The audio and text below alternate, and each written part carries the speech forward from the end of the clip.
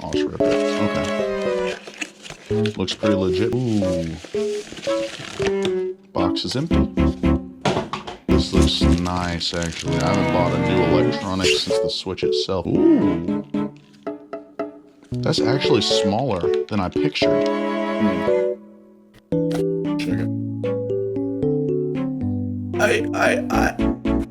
Why am I off center? I mean, I just don't know. I mean, which product is the better, superior? I just don't. Okay, that should be enough thumbnail fodder. Hi, my name is Poncho. I'm a content creator on YouTube and a current Nintendo Switch enthusiast. I was trying to stream Pokemon Unite using my new Nintendo Switch, and I had some problems with this. This is the Joy-Cons that came with the Nintendo Switch that I purchased, and let me show you just a little clip of why I had to look into other options.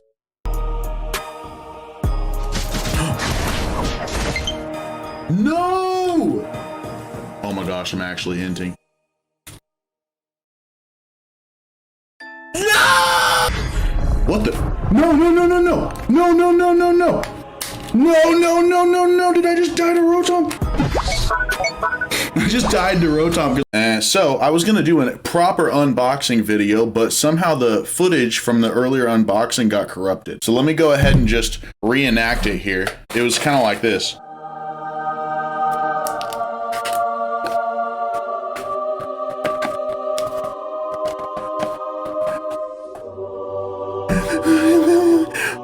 So this is the Nintendo Switch Pro controller. First thing right off the bat, I got pretty medium to large hands, I would say. And these little nubbins are thicker than this. And I don't know how to account for that, and I can't explain it, but the actual hand holder part feels a little bit less thick than on this. That's the very first thing that I noticed. The second thing that I noticed was the weight. This is a very solid piece of equipment. I absolutely love it. So far, I've been trying it all day today, and it actually came with this cord as well. There was no other stuff in the bag, and there was no other literature. Just this, I believe it's a USB-C. You know how they like those at Nintendo now for some reason. You connect it into here, and then you put this into the Switch so that it can charge. Now, I did do a test where I was playing with this, and I took out the cord midway through the game. It kept playing. It didn't even have a brief interruption or disconnection. So this is actually not wired connection to the Nintendo Switch as far as I can tell. This is only for charging purposes. The wireless connection is still going to be the connection that you're going to use, but I haven't had the disconnect issue with this one that I have had with this that I showed you earlier. Wait. How is that see-through? Can anyone explain how it's... Oh, because it's green and I got the green screen on.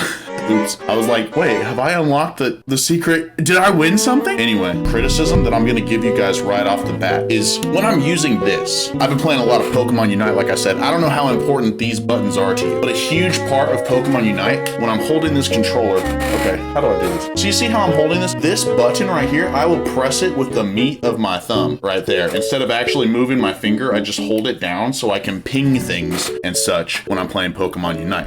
When I'm doing this, you see how if I'm holding it comfortably, my meat of my thumb's all the way down here. So I actually, it's easier now to go like this, but sometimes you have to keep moving. So I end up doing a lot of weird things like reach across the controller with this. Where normally I would be using my meat of my thumb to press that down with. However, these buttons are a lot more responsive immediately. This isn't that old. I got this on Christmas last year. So it's only about a month or two old, maybe one. I don't know when I made this video. I don't know what year it is. Like and subscribe so I can escape this dungeon. But so yeah, these buttons, when I'm hitting this trigger, just after a month of use, it's already less responsive than I remember it being. I bang on it and it doesn't do anything, and I have to really like tell it that I'm hitting it, you know what I mean? With this one, it's a lot easier to know that you pressed it because it's a little more chunky. I don't know how to explain it. It's like got a nice chunk to it when you actually press the button. Even the D-pad has a chunk to it when you depress the button. It's almost like spring-loaded. It feels really nostalgic to play with, to be honest. So another thing I wanted to mention, these joysticks, compared to this, I don't know if you can see that, but they are a bit taller. then so they're sticking off the controller further than they are on the Joy-Cons, right? So that didn't make much of a difference to me when I first looked at it. After playing with it for a while, it does take some getting used to. There's more distance to cover and lean and make the controller do. You have to gesticulate more with this than you do with that, with this one. So we covered the connection, wireless, right? I've yet to have a disconnect with this one. You could accost an intruder with it. It's hefty. Let's talk about the reason why I decided that I was just inevitably going to get this, besides the disconnect issue. I'm going to switch to the monitor capture here. Sorry, I'm working on a video. I'll show you guys that. That's going to be my thumbnail for the next video. Just a little Easter egg for the people that are watching all this. My camera's all off center on here. I'm hiding in the bush because I play Pokemon Unite. You hide in bushes. It's funny. I'm a streamer. Get with the program. Just joking about that part. You don't have to get with any program except for liking and subscribing to all my videos and stuff. Don't ring the bell though, because I make a lot of random weird content and you'll get really annoyed with me and then unsubscribe. Just don't hit the bell and that'll make everyone's life easier. And you'll be able to help me escape poverty like I mentioned. What I'm going to do now is I'm going to show you the thought process that I have. Now, I ordered this for $70 off of Amazon. I purposefully didn't shop around for a better deal because I'd heard horror stories of non-licensed Nintendo Pro controllers, quote unquote, that are being sold as the real deal. And I wanted to make sure I was reviewing the Nintendo one. Nintendo Pro controller. Let's go ahead and look at the pricing on here. $69.99 at Newegg, $69.99 at Best Buy, $35.99 at Amazon, but that looks like a different thing. See what I'm saying? So you can find better deals on this stuff, but I just wanted to get the baseline reaction to how that was going to be for me. You know what I mean? The interesting part that comes up, which is why I inevitably decided I was going to buy this.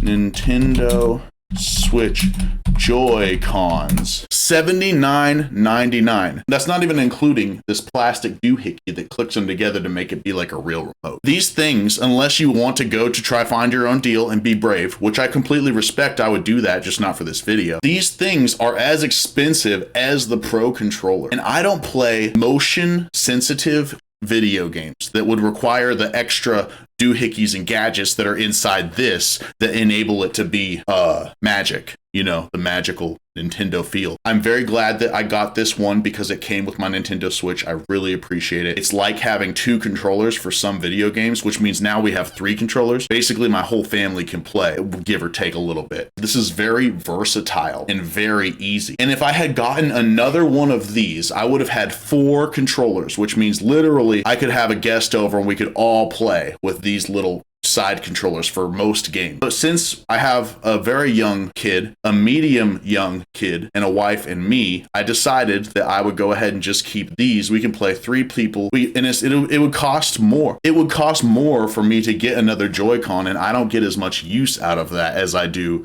from this. Because again, when you're streaming and the controller does something bad, it's very annoying. So all in all, if you can find one that's a better deal than this and be brave and test it out for me, let me know how that works for you in the comments. Or if you've ever had a bad experience purchasing a not exactly Nintendo Pro controller, I want to hear about that too. But as of right now, when considering I would have had to pay this much to get another Joy-Con, that really only variable was the, you know, motion sensitive thing. So yeah, I'm very happy with this purchase. It was worth it, honestly. If you have a disposable income and you're going to spend money on a video game, this would be a great option for you, especially if you play for a long time, especially if the game does not require motion sensitive activity, especially if you want to look cool and feel nostalgic while you do. Guys, thanks for watching this. My name is Poncho. I'm a content creator. Please like and subscribe. I love you guys. See me stream Pokemon Unite Tuesdays and Thursdays, 11 a.m. to 2 p.m. Have a good one. Peace.